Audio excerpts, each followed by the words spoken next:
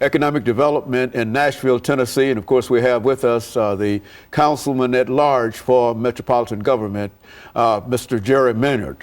And of course, Jerry, let's continue our conversation dealing with some of the problems that we are facing and some of the issues that the metropolitan government, being the council person for the entire city, some of the issues that the whole city is concerned with. Well, what we have to do, and I appreciate it, Dr. Haney, for this opportunity to be on your show. Let's start with education. Economic development starts in pre-K. We understand that our students, if they have pre-K, is that they have a better opportunity to not only graduate from high school, but to perform at a level and a standard higher than what we're performing now. Pre-K works, and we have to have full funding for pre-K throughout the entire state of Tennessee. Right now, we have pre-K in pockets of Tennessee. We need to have pre-K funding, pre-kindergarten funding for all students to have access to pre-K so that we know that if you do have access to pre-K, students are going there, they're going to perform better in high school, middle school, and elementary school. So first of all, economic development starts in pre-K.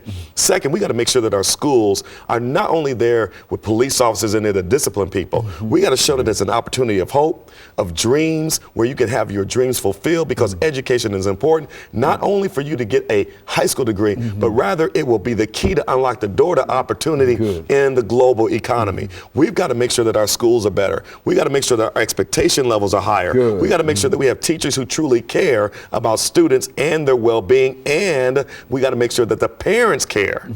Education, Doc, starts in the home. We got to make sure that parents understand how important education is, and that even though you're in public school and it's free, it ain't free. It means that you have to give, sacrifice, you got to participate. You got to make sure that the parents are participating and have accountability, not only from the student, but also the parent of the student, that they will do the best they can in education. Our job as elected officials is to make sure they have the resources and the tools and the environment by which they can then teach, not to some test, but teach, right, to the highest level and expectation we can have for our students. After that, we then have to do something that we have not been doing. I believe we have to go back to skills where we will train those who do not want to go to college, the trades, plumbing, electrician, bricklaying, concrete pouring. We need to get back to doing the trade schools for those students who do not want to go to college. Let's teach them a trade. My brother, who went to electrician, was making way more money than I was as a lawyer when I began my career, because he was making $30 and $40 an hour as an electrician. There's good money to be made and a good career, so we have to make sure we teach the trades as well. Then we have to create an economic environment where we have economic opportunities for all, no matter what side of town you live on. We cannot just do economic development downtown.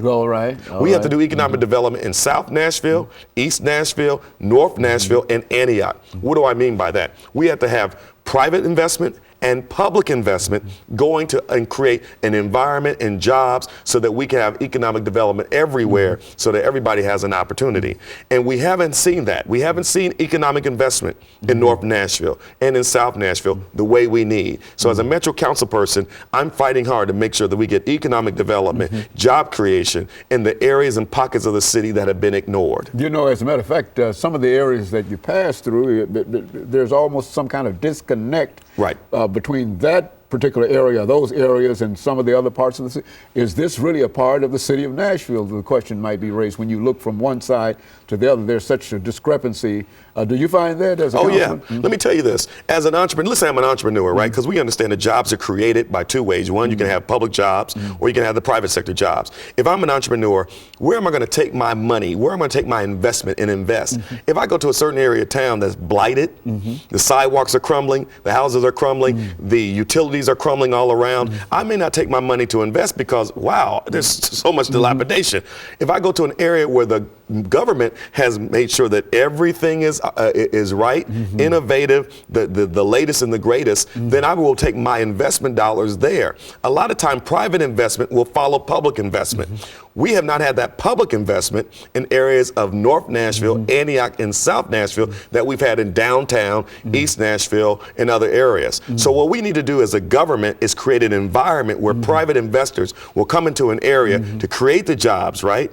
That will then create the housing, create like all of the grocery stores and cleaners and everything. So you create a community that someone wants to go and live. And school systems are part of that as well. Okay. I'm not going to move to an area of the city where the school systems are bad. So we got to make sure that the school systems are good all over the city. That's how you get economic development all over the city and the county. You know, quite recently, I think one of the unions in Nashville complained about the inability for local people to find jobs on one of the largest construction projects that we have in Nashville. Now, what's with that situation? I mean, that's a great question. It's called the Music City Center and is the largest public investment in the history of Davidson County. We are building the largest convention center in the state of Tennessee.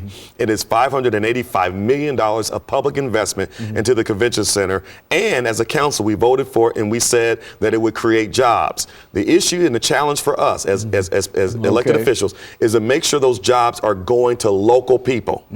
We got to make sure that the local residents get the jobs that are there. And so one of the challenges is that if I'm a steel company and I'm from out of town and I get hired to bring the steel and steel beams, a lot of those companies are saying, let me bring my people from out of state with me because they know how to do it. And we got to say, hold up. You need to hire as many local people as possible. Don't bring everybody from out of town, but rather hire those who are local, who have the ability, the skill, and the capacity to do the job as those persons from out of town, because it's our money.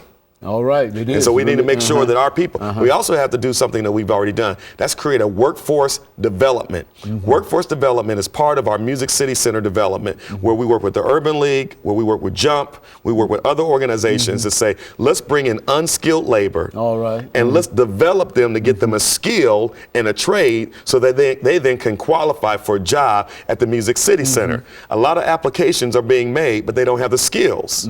So the workforce development, which the Black Caucus of the Metropolitan Council, we worked hard with the mayor to get a workforce development system in place to help train those persons so they can qualify for jobs with the Music City Center. But in the meantime, they have to have the skills in order to train, and so that goes back to education again. That's correct. And it also gives the city an opportunity to become involved in that kind of training as That's well. right, exactly. Okay. For persons who may have fallen through the cracks, who gets a second chance through this workforce development system. Very good. And of course, we after this second commercial break, we'll have about 10 minutes to come back, and we'll give you an opportunity to further elaborate upon some of these things and perhaps say something about the national administration. I know the last time that you were here that we talked about President Obama. President Obama. Right. And I think when I said that's the national administration to me at this particular time. And so when we come back, we'll try to elicit from you, because I know that you are a great supporter. Right. And you played a significant role in his early efforts to become president. And of course, we'll be back with our audience following this very, very short commercial break.